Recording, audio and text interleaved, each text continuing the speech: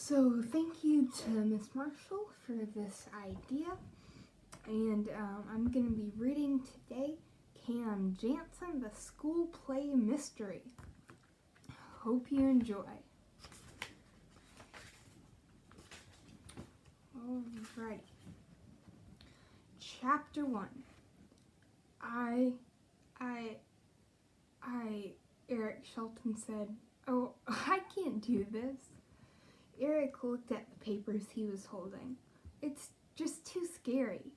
He shook his head. "I can't do this," he said. "I can't." Eric wore a long black jacket, a white shirt, black bow tie, and black boots.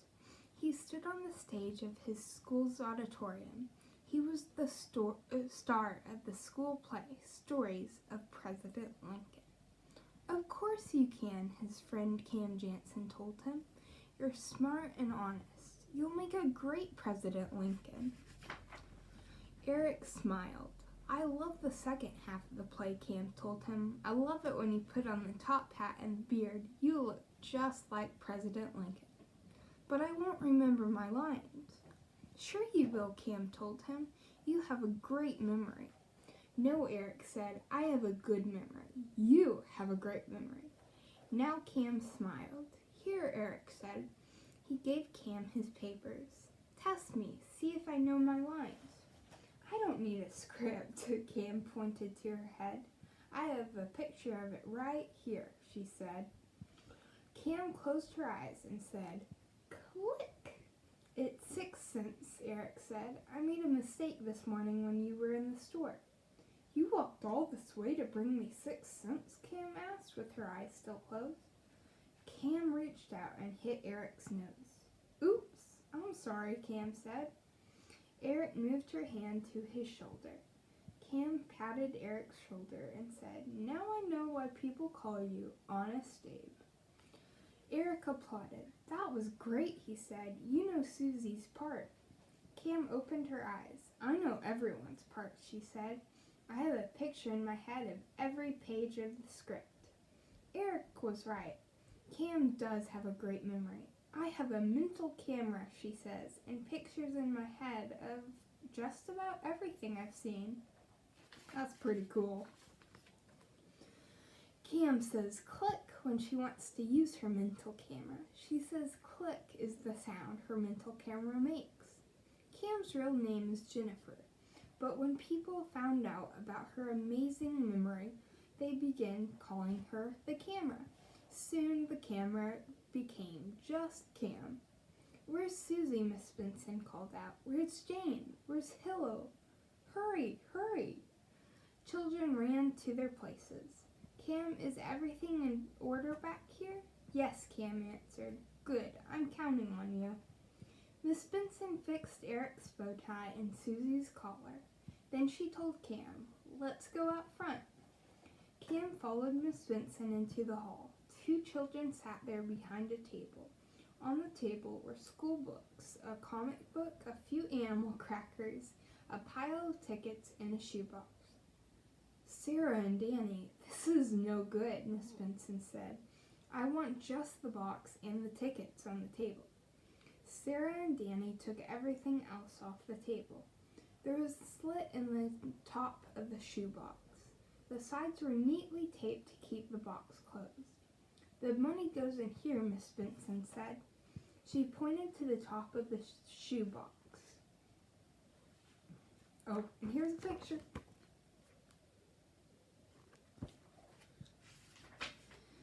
"And don't take off the tape. Just put the money in the box. Tickets are $1 each, so you shouldn't have to make change." "I think we're ready," Cam said. Miss Benson looked at her watch. "Okay," she told Cam, "let's open the doors." Cam turned the latch on the doors to the schoolyard. Miss Benson pushed the doors open. "Welcome, welcome," Miss Benson said to the people who walked in. "Just line up by the table. Sarah and Danny will be happy to sell you tickets. Remember, all the money goes to charity. It's for the Ride and Read to bring homebound elderly people to the library." An old woman was first in line. "My granddaughter is in the play," she told Sarah. She's Mary Todd Lincoln. The next woman in line said, my nephew's taking care of the lights. That's important too. Cam walked past the long line of people waiting to buy tickets. She went outside into the schoolyard. Some young children were on the swings. Lots of teenagers were playing basketball. Cam looked across the schoolyard. Then she saw her parents and Eric's family. Cam waved. Hurry, she called to them. The play is about to start. This is so exciting, Mr. and Mrs. Jansen said as they entered the school. Eric's twin sisters, Donna and Diane, were next. Then Mr. and Mrs. Shelton walked in. Mr. Shelton carried Eric's baby brother, Howie. Shh, Miss Shelton whispered to Cam. Howie is asleep. Cam watched as her mother paid for 2 tickets. Danny pushed the money through the narrow slit in the top of the shoebox. Next, the Sheltons paid for their tickets. Please stay here, Miss Benson told Cam. I'm going backstage to see if everyone is ready. A few boys came in from the schoolyard. One of them carried a basketball. Hey, what's going on in here? One of the boys asked. Cam told them that they were raising money for charity. She told them about the play, but they weren't interested in a play about President Lincoln. I learned enough about him in school, one of the boys said as they left. There were only a few people still in line. The last was a tall woman. She had on an orange dress. Cam wanted to remember her. So she looked at the woman, blinked her eyes, and said, click. Then Cam told Sarah and Danny, I'll let Miss Benson know you're just about done. I'll be right back. Cam walked into the auditorium. The seats were almost filled. It was noisy. People were talking while they waited for the play to begin. Cam went backstage. Her classmates were checking their costumes. Some were looking at their scripts, making sure they remembered all of their lines. You all look just fine, Miss Benson said. We're going to put on a great play. Susie giggled. What is it? Miss Benson asked. I'm sorry, Susie answered. I laugh when I'm nervous.